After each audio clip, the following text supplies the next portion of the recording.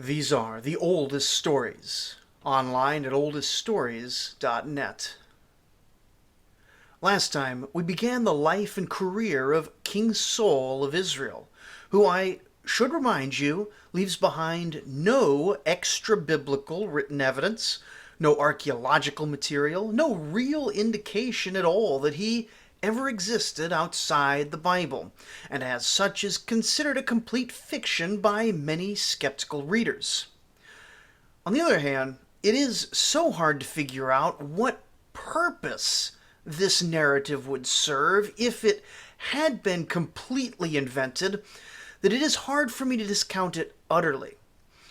Add to that the fact that Saul really seems like an extremely standard Near Eastern warlord, not some remarkable parable, and while his victories and defeats all do get tied to theological ups and downs, the connections are sometimes pretty tenuous, giving the whole thing the flavor of someone trying really hard to find God's hand in things that they think actually happened, not the clean and neat fables told by Jesus or similarly found in Genesis and Job. Anyway, when we last left off, Saul's son Jonathan attacked the Philistines and apparently managed to kill a Philistine leader. Everyone seems to immediately recognize that this is a big deal, and that Philistine retaliation is on the way.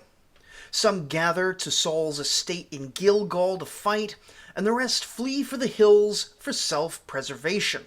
Now, these are pretty much the only reasonable options in a situation like this, for Israel does not appear to have had any significant walled cities until at least the time of King David, and as bad as sieges can be, just being straight overrun by an angry army is far worse. Now, as far as the Bible is concerned, what occurs before the Battle of Michmash is much more important than the battle itself. Troops are gathering at Gilgal, but in an ancient context, a sudden muster like this will see all the different units arriving on different days. Every day of delay offers a larger army, but it also allows the enemy more time to prepare as well. And it seems that after 7 days of waiting, and 7 in the Bible, it could be literal, it could be figurative. They were waiting for a while. But what happens is the desertions from inaction start to happen, and these are going to outweigh the new arrivals. But of course, beyond just tactical issues, Saul is waiting for the arrival of the star of the show, Samuel the prophet. Recall that Saul was selected last episode by the Yahwist faction of the Israelite religious system, and they are a key power base for his rule. Now, having a priest present to make offerings to gods and sometimes take auspices was a key matter at the start of every ancient battle, and doubly so for such a dire circumstances, and then doubly so for Saul and his religious power base. Yet Samuel, for unspecified reasons, takes his sweet time in getting to Gilgal. And maybe this is on purpose. Maybe this is just because it was hard to get around back then. I wouldn't want to have to walk all over even a small country like Israel. And so, deciding that things can't wait any longer, Saul takes up what is universally considered in the ancient Near East to be his kingly prerogative, and he makes a sacrifice to Yahweh on behalf of the assembled army, requesting victory in the coming battle. And of course, this is always how it goes. Right as he finishes doing the thing he's not supposed to do, Samuel shows up, because that's just how things always seem to go. Saul explains himself in purely reasonable terms, and Samuel explains that his practical things don't matter as much as the political class being subservient to the priestly class. And so he tells Saul that he's going to withdraw his support for the Kishite dynasty, and Samuel goes off to find someone else to support. Now, as Samuel walks away, Saul pretty much just shrugs. He seems to be well enough established at this point in purely secular terms that he can put together at least this battle. Plus, he grabs a priest named Ahijah, who the Old Testament points out is related to the corrupt priest Phinehas, to wear the ephod and give people confidence in the religious aspect of Saul's kingship. And with all this, finally the battle can begin. Now, we get extensive detail about this, though it isn't clear if what's described at Michmash Pass is an extended battle over a number of days or an extended campaign over multiple months. Now, I personally favor reading it as happening over maybe a week in total, or perhaps less, but other interpretations do have validity. Now, geographically, the Philistines are camped at Michmash, on a bluff with the sheer side facing east. Saul and his army are in Gilboa, and must pass through a pass to reach the enemy. Meanwhile, it appears that while the Philistines know about Jonathan's garrison nearby, they don't seem to have any idea where Saul and his army are, and they send troops off in multiple directions to hunt for them, reducing their army to some degree. Now, the meat of the battle occurs here in 1 Samuel chapter 14, and this chapter is mostly about Jonathan's personal heroism more than anything else. But the armies are at an impasse in the pass, and in order to spearhead the assault, Jonathan takes it into his head to sneak out of the army, crucially without telling anybody, and goes around the backside of the Philistine encampment. Now, the tale is told that it's just him and one buddy, which, it's not completely impossible, given that they are said to have killed only 20 men in the area of half an acre, suggesting that he, sort of sneak killed a bunch of guards. It's Assassin's Creed style. Super cool. See, these things were cool back in the old days, too. But he could also have had a handful of other fighters with him, and ignoring them would be well within the conventions of royal literature. The king does these things, and the little people, they're just part of the king. It's fine. Or, I guess, prince in this case. Anyway, this attack spurred confusion within the Philistine camp, which apparently included a number of levies from subject peoples, including either Israelites or just Habiru mercenaries, depending on how you take this reference to the Hebrews.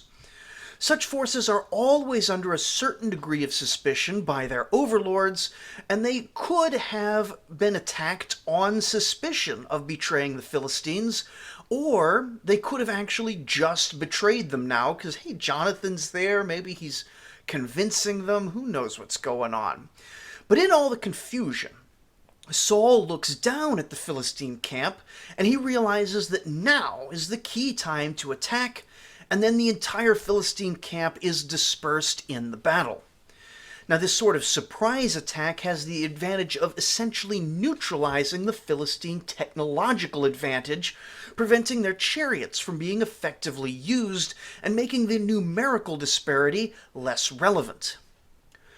As the smoke clears, Saul's army begins to pursue the fleeing Philistines. The subject peoples who'd been part of the enemy's army appear to join up with him, and it may be that some of the Israelites who had been hiding in the hills see that victory is now possible, and they also come to join the army.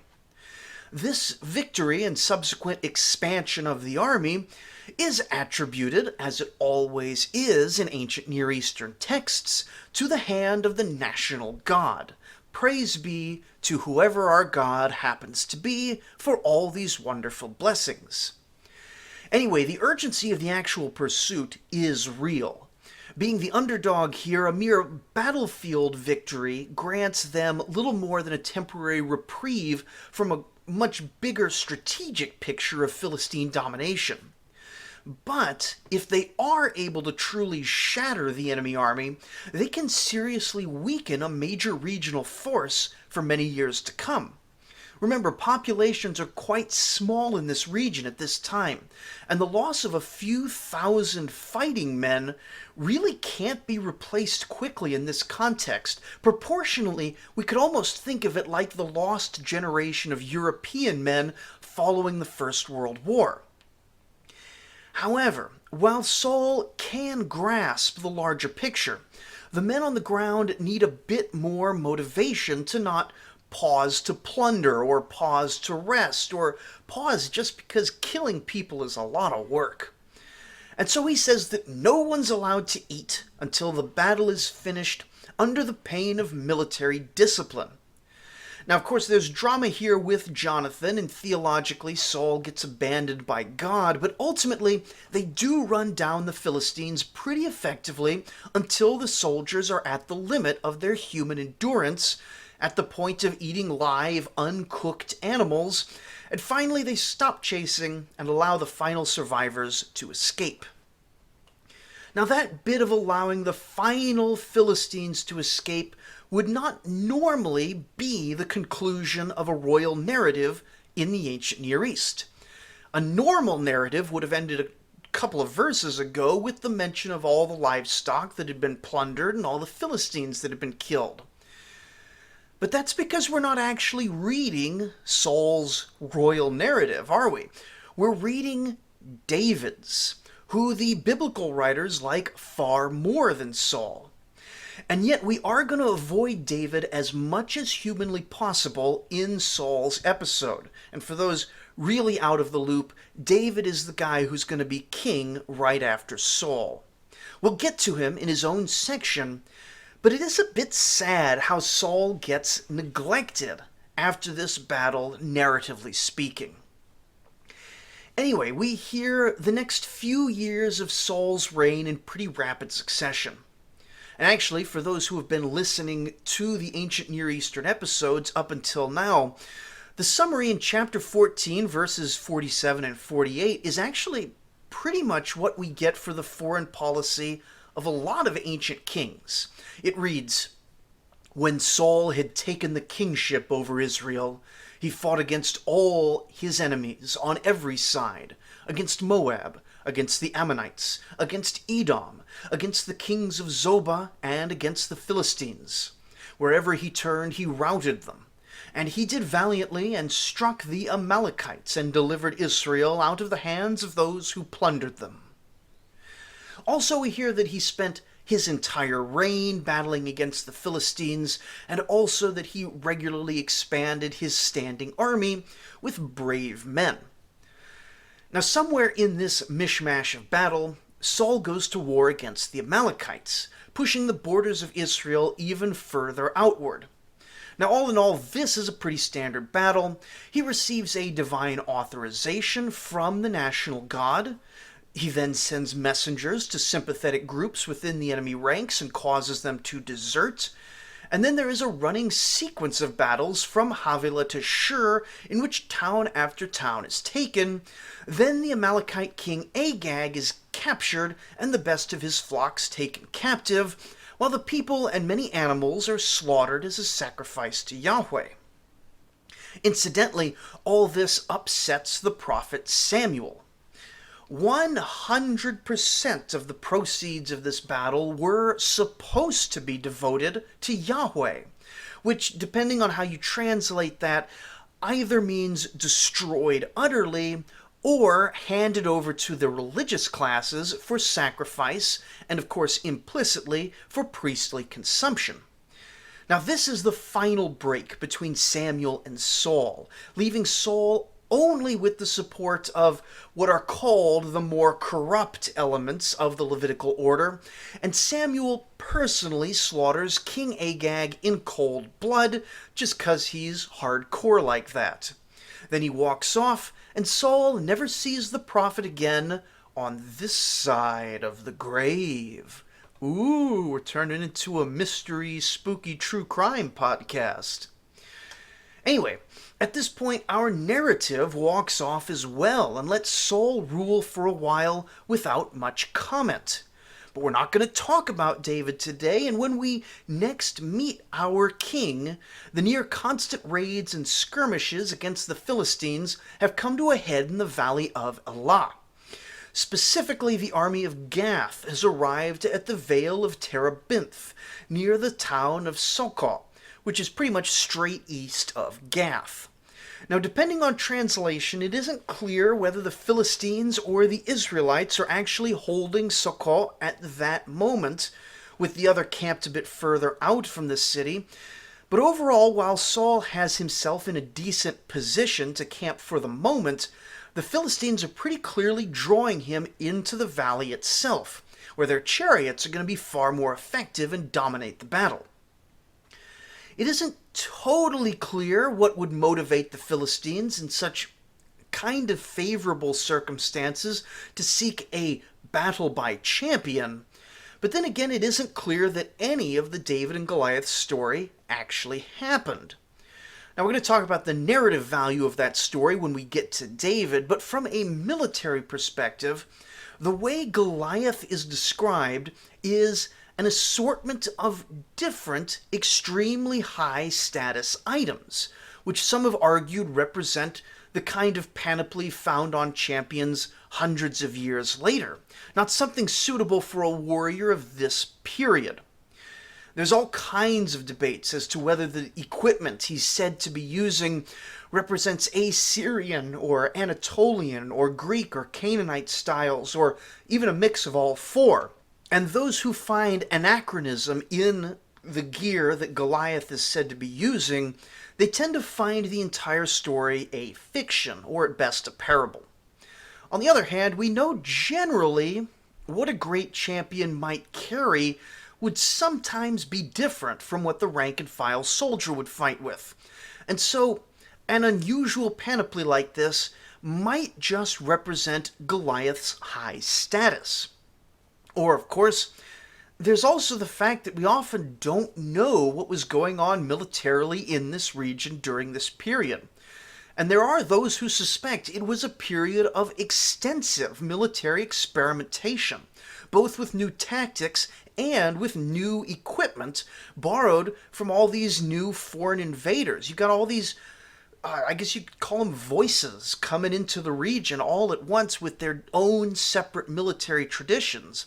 There's some mixing and matching, there's some responding to the kinds of things that other people are bringing in. It's definitely a revolution, but it's a very obscure revolution, very difficult to see what was going on, and so it's hard to judge, does Goliath look like a real person? We don't know.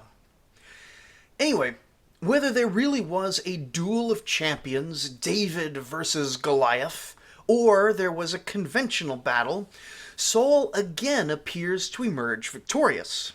Now, one of Saul's military officers starts distinguishing himself in these battles. This unnamed military officer appears to command the respect of the Yahwist faction. He's close friends with Saul's son Jonathan. Now, this guy, he's not super important just yet, but Saul notices that whoever this guy is, he seems to be stirring up the crowd to support him, and he's gathering various important power bases to himself and racking up victories. And so Saul attempts to co-opt this ambitious young officer by marrying him into the family. Unfortunately, this ambitious young officer doesn't have his ambitions sated by this, and the rumor remains that this fellow has had himself anointed by that malcontent prophet Samuel. Still, thus far, Saul keeps an eye on matters and overall continues to trust this fellow. Then one day, after another battle against the Philistines, the Bible informs us that a sudden, sourceless madness fell upon Saul. He becomes, the text tells us, unreasonably paranoid with no incitement at all. Why would any king be mad at someone who was stealing away the core power groups of the priests and the masses, and now stealing away the hearts of Saul's son and his daughter while living in his own house. Now, the inciting event is not clear here, and while we can all agree that Saul is falling victim to jealousy here, it's far more debatable whether or not this was an unreasonable sort of jealousy. Now, the full drama is more this ambitious young officer it's David. If you haven't picked that up, it's King David. Now, it's King David's story, but eventually spears do get thrown by Saul at David, and then Saul repeatedly falls into what's called madness, and eventually this young officer is driven out into exile and forced to survive as the leader of a mercenary Habiru band who occasionally intersects Saul's many campaigns, but never successfully challenges him for the throne until the king's death in battle. For Saul's part, it appears that a standing order demanding David's head remains in effect for much of the rest of his reign. While Saul personally gets implicated in pretty much all the drama that follows, much of it may have been a threat just from all his minor commanders hoping to score this bounty, and the rest may not have been Saul personally chasing David, but Saul, going around making war against the enemy nations that David keeps aligning himself with. We do hear that Saul kills the family of a priest who helps David, which sounds harsh, but it is pretty common to kill the family and clan of rebels in this context. Now, of course, as this happens, the Israelite officers all refuse to kill priests, and Saul is forced to get an Edomite to do the work for him, again suggesting that his hold on power might be slipping as power bases fall to the upstart. Still, Saul remains quite powerful, as a series of military victories on every front can shore up a lot of support otherwise lost in this sort of internal politicking. Unfortunately, by this point, we get stories of David, broken up with a single line that says basically, then Saul went and he fought some more wars, or whatever.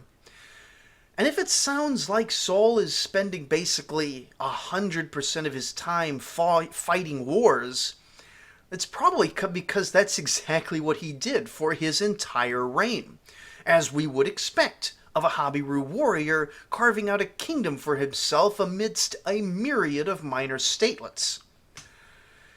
Now, over on oldstories.net, I've got this Israel Resources mega post, and I've stuck some people's estimates of what exactly the results of all this conquering might have looked like. Now, it seems kind of modest, but remember that Saul has, at best, a few thousand men to take and hold all this territory, some of which is sympathetic to the Israelite cause, but much of which has been independent or foreign until now. Perhaps the best indicator of just how hard he's working here is that despite all these victories and presumably all this plunder, we never hear anything about his construction projects. Now, construction projects were a massive part of being a king in the ancient world. This is because the great advantage of civilized society was the overabundance of skilled labor that could be used for all sorts of projects. Now, this unskilled labor could and did include slaves, but slavery was never a overwhelming portion of it in the ancient Near East. Rather, taxes for individual citizens came in two parts, which we've seen in the Mesopotamia series in the previous episodes. First, a portion of whatever you produced would get taken by the king. So if you grew barley, you'd send some to the king. If you made beer, some would go to the king. Livestock, fabric, fruits, anything your household made could and would be requisitioned by the king's tax collectors. Now, it seems that these collections were rarely assessed at a fixed rate, like with modern tax structures. Instead, the king would kind of just decide each year how much of various goods he needed for his various projects, and of course to maintain his own household in a lavish fashion. And then a wise king would balance that out with estimates of how the harvest and economic conditions were looking in the various parts of his realm. Then he would send out tax collectors to collect more or less evenly across each collection district, and some years you'd pay more and some years you'd pay less, and either way you'd be glad about doing your civic duty, as are all taxpayers throughout history. But that's only one component of your taxes. The other portion would be what's called corvée labor. The king would decide on a high manpower project for the year, or in large empires he'd decide on multiple such projects, and for a certain number of weeks in the year, usually when the farm work was relatively slower, each family or taxing unit would be required to send a number of men to go help on the king's projects. Now this, by the way, is how the pyramids and the temples over in Egypt got built. This is how the Babylonian canals and roadways got dug for 5,000 years. This is how Solomon's temple and palace are going to be built a couple of episodes from now. And for kingdoms sufficiently established and settled to not rely on mercenaries, nomads, or professional soldiers, this is also the same pool as the militia when that gets called up. As should be immediately obvious, for a small kingdom like the one Saul is building, he doesn't yet have the power or legitimacy to burden the people too heavily, and doesn't have the population base in any case for the sort of massive corvée projects that build public infrastructure in the ancient Near East. Instead, any time men are called up, they go straight to the army, at least for their campaign season. And so, it has been speculated that we never hear about Saul's construction projects because the Old Testament writers are ignoring them, so as to make it look like he was neglecting a key component of ancient kingship. Now there is no question at all that the Deuteronomistic authors are strongly pro-David, but it may well also be the case that Saul's reign was just so consumed with war that he really never had any spare manpower for construction projects. And if he had no construction projects, as far as most ancient sources are concerned, then he had no domestic policy program at all.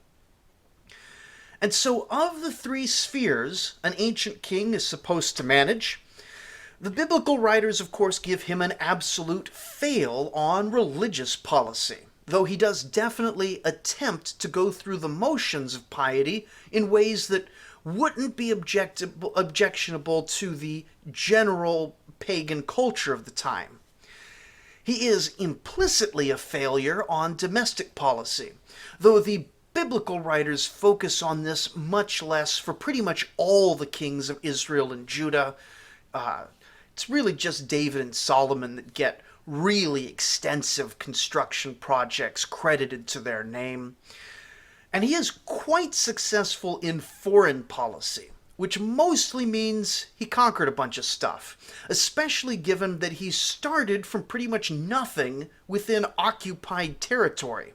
Scripture goes on to give Saul extra negative points for being so very mean to David, but in all fairness to Saul, David really was going around setting himself up for kingship, and he really would, as a matter of fact, take over the dynasty. And for all that the Bible insists that David was trustworthy, Saul had no way of knowing that there was no cunning under that veneer of virtue, and we know that in fact David is fully capable of betraying a trusted friend, even unto death, for the sake of personal gain.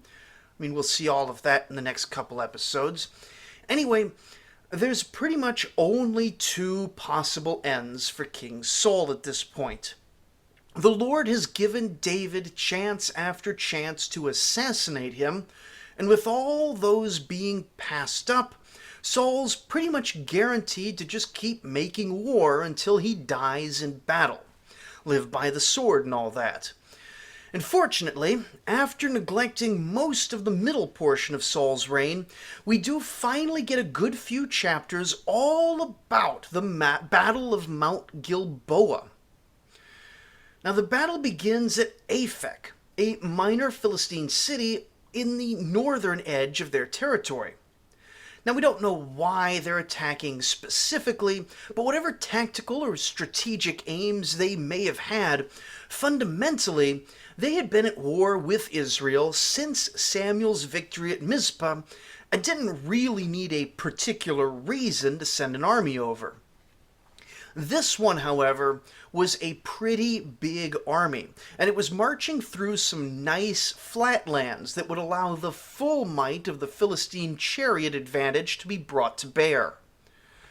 Now, Saul sees this army and immediately does the first appropriate, respectable thing that would be expected of any ancient king. First, he prays to God. Then he pursues divination through the Urim and Thummim to receive guidance from gods. Then he pursues answers from prophets, and then he pursues answers in dreams. All of these were known ways, both biblically and in the Near East more broadly, for the gods to communicate with people. The Urim and Thummim were specifically Yahwistic relics, but the general idea of using items to cast lots was well known. However, all these methods achieved no result. And so, with a massive army bearing down on his territory, should he sit passively and allow polytheists to take over the land promised by God to Israel? Should he allow Yahweh worshippers to be enslaved and slaughtered? Should he allow the nation entrusted to him through anointing by the Heavenly Father to fall victim through his inaction? Of course not. That would be bad kingship, and more importantly, it would be disrespecting the Lord God. Even though God has abandoned Saul by this point for his transgressions, Saul still considers himself a good, faithful Yahwist worshipper. We could see this by his actions throughout his life. He's always got priests. He's always going to God. He's always making his altars and his promises and his pledges and his covenants. So Saul still has faith in his heart. He's just not doing it in a way approved of by the biblical authors, and presumably by God as well, by extension. And so he turns to the most powerful man of God that he knows about, the prophet Samuel. Except, unfortunately, it turns out that Samuel has been dead for a little while now. Now, this is when Saul visits the famous Witch of Endor, reasoning that even though all witchcraft and necromancy has been outlawed, because, of course, that's the law laid down by God, the need to speak with God and the holiness of Samuel is going to make it all okay just in this case. Well, he visits the witch, and out pops the prophet, and it turns out that things are very, very not okay. At least not theologically. And as the Philistines are marching north, the king of Israel is in bed, too depressed to eat, and in deep religious fear. We hear after this a bit about David, which we're going to skip for now, and the next thing we know, the Philistines are in the valley of Jezreel, way up north from the Philistine perspective, and north-central modern-day Israel from sort of the perspective of a modern map. Now, Israel and the Philistines fight in the open area outside the town of Jezreel, and the Israelites are pretty quickly pushed back, taking up positions on the slopes of Mount Gilboa in hopes of making it an infantry battle over broken territory, where they have the advantage. But that advantage, it turns out, was not enough. Hopping over from Samuel to the rather later account of Chronicles chapter 10, which summarizes the whole situation probably better than I can manage it, we read what's basically Saul's eulogy. Now the Philistines fought against Israel, and the men of Israel fled before the Philistines and fell slain on Mount Gilboa. And the Philistines overtook Saul and his sons, and the Philistines struck down Jonathan and Abinadab and Malchishua, the sons of Saul. The battle pressed hard against Saul, and the archers found him, and he was wounded by the archers. Then Saul said to his armor-bearer, "Draw your sword and thrust me through with it, lest these uncircumcised come and mistreat me." But his armor-bearer would not, for he feared greatly. Therefore Saul took his own sword and fell upon it. But when the armor-bearer saw that Saul was dead, he also fell upon his sword and died. Thus Saul died. He and his 3 sons and all his house died together. And when all the men of Israel who were in the valley saw that the army had fled, and that Saul and his sons were dead, they abandoned their cities and fled, and the Philistines came and lived in them. The next day, when the Philistines came to strip the slain, they found Saul and his sons fallen on Mount Gilboa. And they stripped him, and took his head and his armor, and sent messengers throughout the land of the Philistines to carry the good news to their idols and to their people. And they put his armor in the temple of their gods, and fastened his head in the temple of Dagon. But when all Jabesh-Gilead heard all that the Philistines had done to Saul, all the valiant men arose and took away the body of Saul and the body of his sons, and brought them to Jabesh. And they buried their bones under the oak in Jabesh, and fasted 7 days. So Saul died for his breach of faith. He broke faith with the Lord in that he did not keep the command of the Lord, and also consulted a medium, seeking guidance. He did not seek guidance from the Lord. Therefore the Lord put him to death, and turned the kingdom over to David, the son of Jesse. And so next time we turn our attention to the favorite hero of the Old Testament, young David. The kingdom has been established through the blessings of God and the violence of the army. But what will David do with the foundation Saul has built? More importantly, with David, we finally have enough data to at least begin wrestling with the question of whether or not he actually existed, whether there was ever a united monarchy, and what are the relations between our various sources for his life. So join us next time for part 1 of the life of David, which I'm pretty sure is going to take more than one episode to work through, but we'll see. Thank you for listening.